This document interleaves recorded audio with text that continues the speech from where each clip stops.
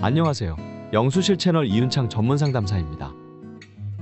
나르시시스트는 다양한 성격 스펙트럼에 걸쳐 있어서 보여지는 비정상적인 행동의 범위는 넓지만 분명한 건 그 결과는 항상 비슷합니다. 상대에게 상처를 주고 트라우마를 남기게 되죠.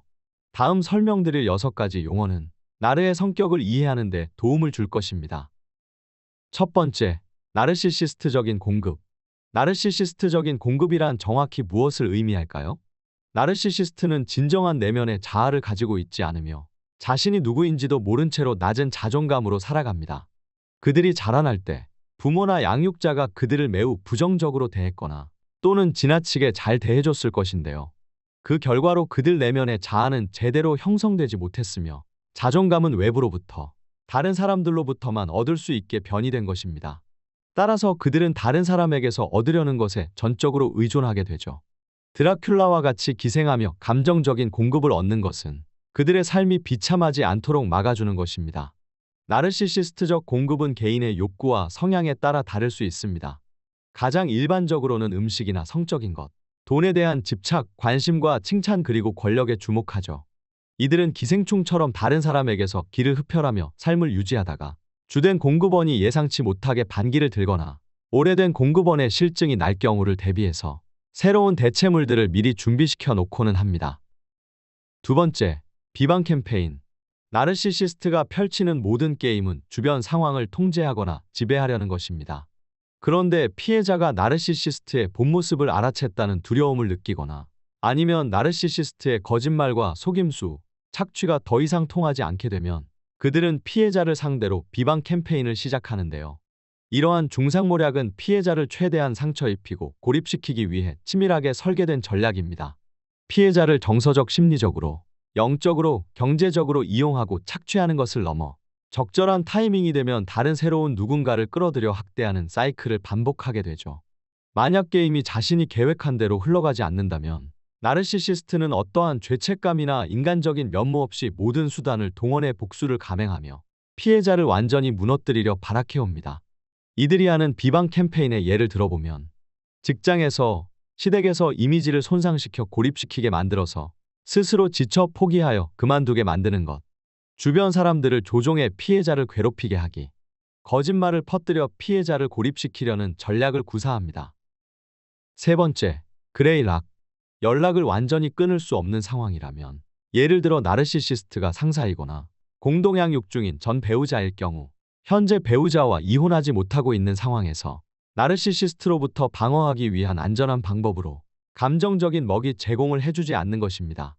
나르시시스트의 자극적인 행동은 상대방의 반응을 끌어내는 데 목적이 있습니다.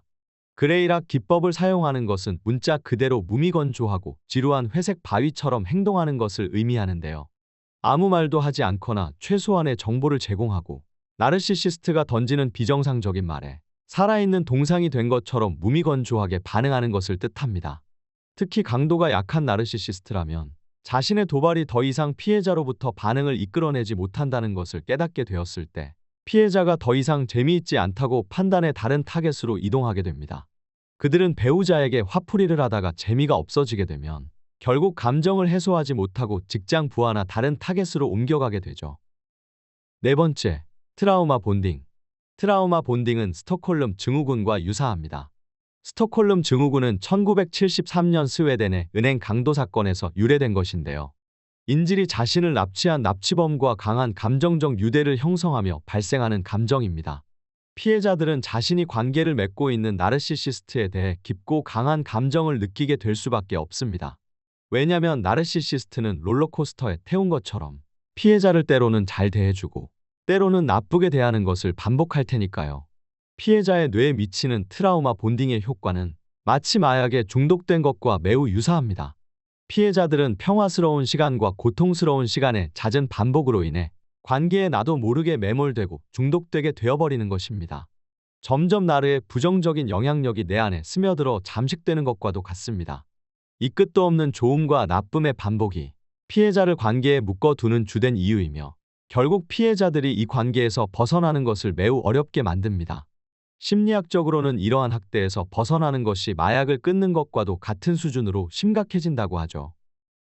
다섯 번째, 삼각관계.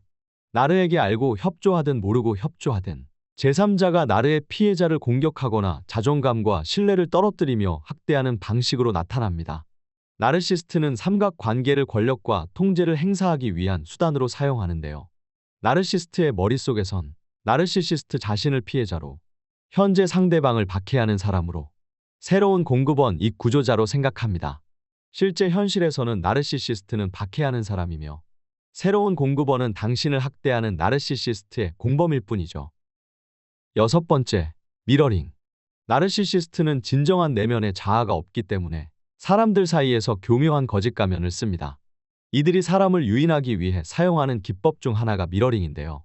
이는 가능성이 엿보이는 새로운 파트너에게 우리는 쌍둥이 영혼이다 또는 천생연분이라고 믿게 만드는 방식으로 진행됩니다. 피해자가 뉴욕 여행을 평생의 꿈으로 간직하고 있었다면 나르시시스트에게도 갑자기 뉴욕이 꿈의 여행지가 됩니다. 피해자가 푸드를 입양할 것이라고 계획 중이라면 우연히도 나르시시스트도 푸드를 입양하고 싶었다고 말할 것입니다. 이 모든 것은 가짜이고 표면적입니다. 나르시시스트는 피해자의 이상적인 파트너처럼 보이기 위해 단지 역할을 연기한 것이죠. 나르시시스트는 내면의 기준도 없지만 매우 빠르게 많은 정보를 수집하고 이를 바탕으로 행동할 수 있기 때문에 피해자로 하여금 이 사람이야말로 내 진짜 단짝이다 라고 착각하게 만듭니다. 이런 나르시시스트와의 관계는 유독한 먼지가 새어나오는 공장에서 일하는 것과도 같습니다. 가까이 있으면 해를 입을 수밖에 없죠. 이제는 방독면과 보호장비를 챙겨서 나르시시스트와 안전거리를 두고 자신을 지키며 회복해 나가야 할 때입니다. 독성을 멀리하고 깨끗한 공기를 마시는 삶을 선택하세요. 그것이 곧 진정한 자유와 치유의 시작이 될 것입니다.